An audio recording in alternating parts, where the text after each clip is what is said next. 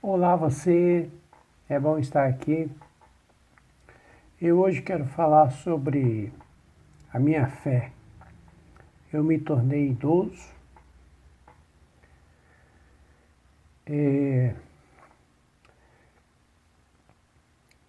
eu encontrei finalmente o que faz sentido na vida, depois de ser muito tempo religioso. Meus pais católicos, eu fui batizado aos 12 anos na Igreja Católica. A gente não tinha muita liberdade, né? Fazia exatamente como eles queriam que a gente fizesse, né? Porém, eu era um moleque um tanto imperativo, rebelde, um caçador espiritual. Eu sempre tive sonhos e visões e eu não conseguia aceitar os ensinamentos bíblicos, religiosos, e essas coisas todas. Eu achava que aquilo não fazia muito sentido, toda aquela questão religiosa. Eu penso que a Bíblia não foi inspirada por Deus na íntegra, considerando que Deus nunca escreveu nada, né? Que nem Jesus nunca escreveu nada, que portanto foram outras pessoas que escreveram. Ela então ficou como sendo um livro que contou os relatos de um fato que poderiam ter sido torcido. Bom, havia ali todo aquele conjunto de pergaminhos em vários lugares espalhados, todos os escritos da lei, onde Deus parece que era a favor da pena de morte, né? Quando você vê é, o Velho Testamento, ele parece um livro de sangue, né? O dilúvio, a destruição de Sodoma, se aquilo não era uma pena de morte, eu não tenho outro nome para aquilo, né? Parece que ele era realmente a favor da pena de morte. Depois veio Jesus falando sobre misericórdia, perdão, se alguém bater o teu rosto, vira outra face e tal. Mas, no entanto, segundo a Bíblia também, ele diz que ele e o Pai eram um. Né? Isso dá um nó na cabeça da gente. Você começa a pensar sobre o que é verdade na Bíblia e o que não é, né? Ou nós temos um Deus que mudou, né? E a Bíblia também diz, eu sou Deus e não mudo, então você tem uma série de coisas. E Jesus falava sobre perdão e ele parecia ser contra a pena de morte, contra essas coisas. Bom, então ficou aí uma Bíblia cheia de contradições. Foi quando comecei a pesquisar os motivos de tantos desencontros nos escritos bíblicos e nas igrejas, nas religiões, nas coisas que eu havia aprendido na infância, né? É, então eu comecei a pensar, eu achei que Jesus não podia compactuar com aquilo que estava escrito, com tanta exploração religiosa. Eu acho que Jesus não vai voltar, conforme a religião está dizendo. Aquilo é mais para prender a pessoa na igreja. Não funcionou daquele jeito, sabe? Não para levar assim um povo em massa para o céu, como eles chamam de a noiva de Cristo. Eu não acredito nessa coisa. Talvez ele tenha voltado no dia de Pentecostes, que foi mais ou menos na época em que ele prometeu que voltaria logo e tudo mais. Talvez tenha havido um mau entendimento nas traduções ou até mesmo nos escritos, né? A igreja, eu não posso dizer que a igreja é um lugar ruim. Não, a igreja é um lugar muito bom.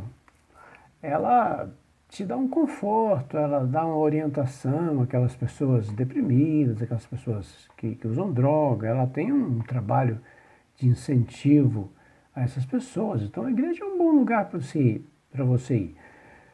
Mas eles insistem que você só vai para o céu se você for membro, sabe? Porque o membro paga dízimo, né? E isso fica tão confuso de você. Tá, eu vou aceitar isso numa boa, né? Fica muito confuso. Quando na verdade o dízimo era uma ordenança para os judeus, né? Não era para nós, né? Não tinha nada a ver com o nosso tempo, né? Tem até algumas pessoas que usam o argumento de que Jesus aprovou o dízimo, tá certo, lá em Mateus, qualquer coisa, ele falou sobre o dízimo, sim. Mas é importante lembrar um detalhe que talvez as pessoas tenham deixado passar por alto. Jesus, ele era judeu. Jesus, ele viveu a lei. Ele disse, convém cumprir toda a lei.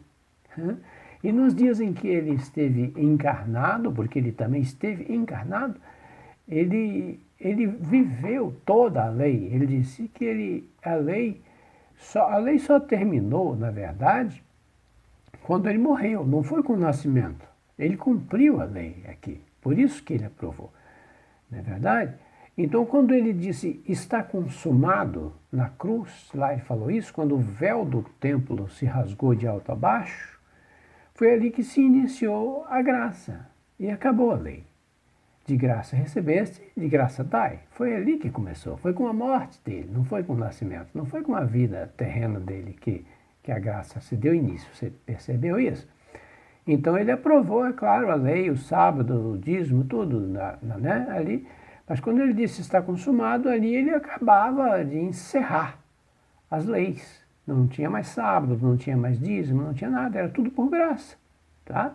Hoje todo líder religioso deve ser voluntário, essa é a minha opinião. Ninguém deve cobrar nada ou ganhar nada por isso, tá certo? Porque o governo não cobra imposto das igrejas. Por quê? As igrejas alegam ser uma entidade sem fins lucrativos. Aqui é uma grande piada, né? Sem fins lucrativos é brincadeira.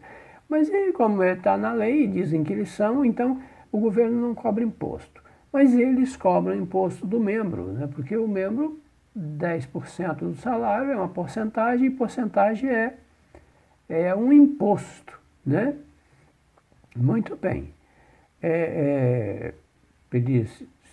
Porque toda quantia cobrada em cima de uma porcentagem é um imposto. Muito bem. Mas é claro que isso, para mim, está definido. Eu não fico questionando isso. Eu estou falando para chegar ao ponto em que eu vou dizer a conclusão que eu cheguei. Muito bem. Quando eu comecei a ter novas opiniões e caçar novas opções de fé, né? Que fizesse realmente algum sentido. Tá certo?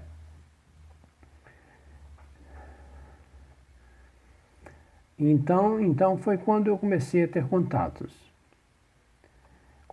espirituais, com seres espirituais, iluminados, em sonhos. Tipo aquele que José teve, né? José, quando soube que Maria estava grávida, ele ficou desesperado, né? Pelo amor de Deus, a minha mulher, né? Está me traindo e tudo. Aí vem o Espírito, o Espírito, filho do Espírito Deus vivo, o Filho, né? Que era Jesus, que recebeu o nome de Jesus no corpo material. Ele não é Jesus no espiritual. O espiritual Jesus, hoje ou antes da passagem pela terra, não é Jesus. Se chamam ele Jesus hoje, mas não é.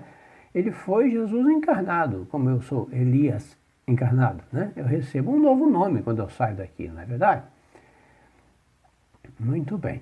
Aí o Espírito diz, Zé, que é isso, Zé? O que está gerado em Maria é filho do Altíssimo, né? Ele tem uma missão aqui, né? Aquilo que a Bíblia chama de visões da noite. Foi aquilo que José viu. E foi ali que eu encontrei a joia da minha vida. Conversando com meus parentes, com amigos que haviam partido para o plano espiritual. Eles me falavam tudo conforme era de fato. Eles usavam muito a expressão purifica os seus pensamentos, porque é dali que se geram as atitudes, né? Isso me pareceu tão claro e tão lógico que eu não podia sequer questionar nem por um segundo. Sabe, tudo que fazia sentido. Você está me entendendo? Eu vou te dar um exemplo rápido, porque eu estou com pouco tempo para terminar isso.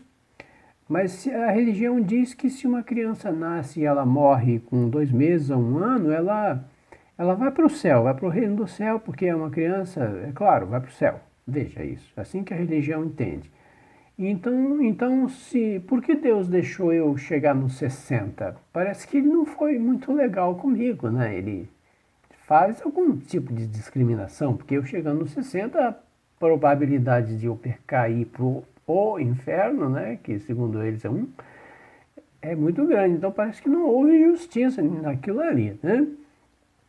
Então eu não acredito na ressurreição. Não, não há. Esse corpo não ressuscita. Ele vai para a terra e não sai de lá. Jesus não ressuscitou. Não, não. Ele estava em um corpo espiritual e ele se materializou. Quando ele se materializou, ele veio em Jesus. O Espírito que não era Jesus veio e se chamou Jesus.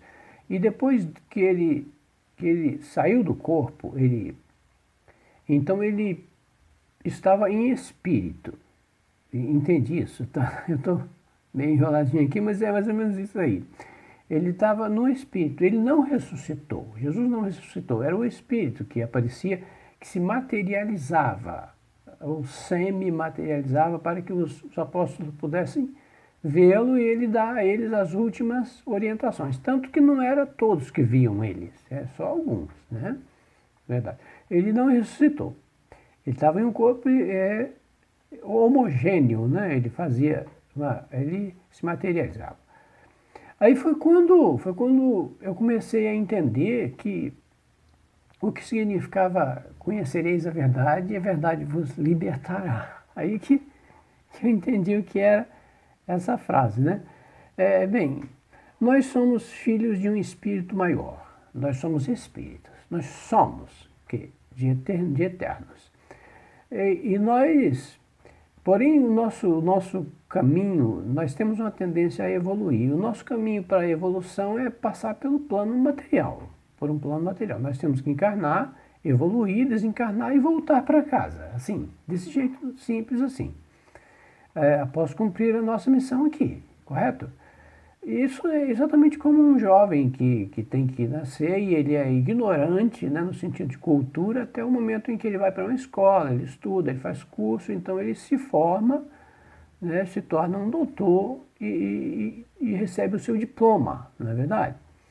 É assim que somos nós, espíritos. Passamos pelo corpo e voltamos a espírito normalmente em condições mais elevadas do que éramos antes, não é mesmo? O corpo não ressuscita, esquece. Esse corpo aqui não vai ressuscitar, isso nunca vai acontecer. Ele é matéria orgânica, ele não pode ir para outra dimensão. Ele tem que voltar para a Terra. Ele não ressuscita nunca. Esse corpo aqui não. Porque é filho da Terra. Ele é organismo. Ele é orgânico.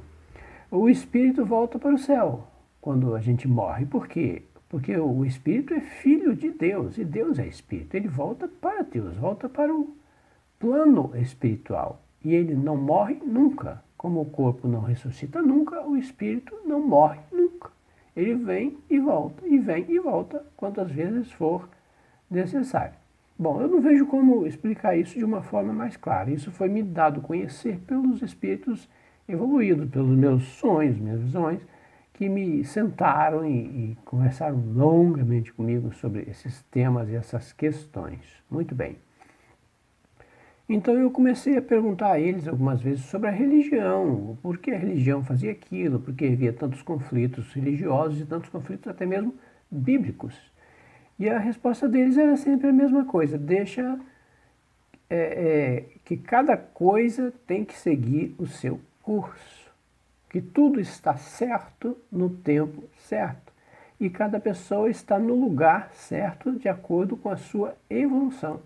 Veja bem, sem menosprezar a religião, eu estou dizendo que estamos cada um no nosso tempo, entende? O que eles me disseram, que fez muito sentido. Não haverá um arrebatamento, não vamos esquecer isso, não existe aquela coisa de vir buscar uma multidão de gente e levar para o céu, uma noiva para o céu, né? É lógico que quando a gente morre, cada um de nós vai para um plano diferenciado, de acordo com o comportamento que tivemos aqui, né? Então, por isso que temos que voltar e reconsertar as coisas, né? Mas não há um céu e um inferno, como dizem só. Existem tantas pessoas que são boas e fazem coisas, algumas coisinhas erradas, e ir para o inferno seria estúpido, né? Não te parece? Então existem milhares de planos diferenciados para onde as pessoas vão. Não vem um Jesus buscar uma noiva para o céu e levar o resto para o inferno, isso nunca vai acontecer. Ok? Essa é a minha palavra para você. Eu sou espiritualista hoje, me encontrei finalmente. Você vem aqui para fazer o bem. Faça o bem da melhor maneira que você puder, porque esse é o caminho, ok? Muito obrigado. Foi uma honra falar com você. A gente se vê em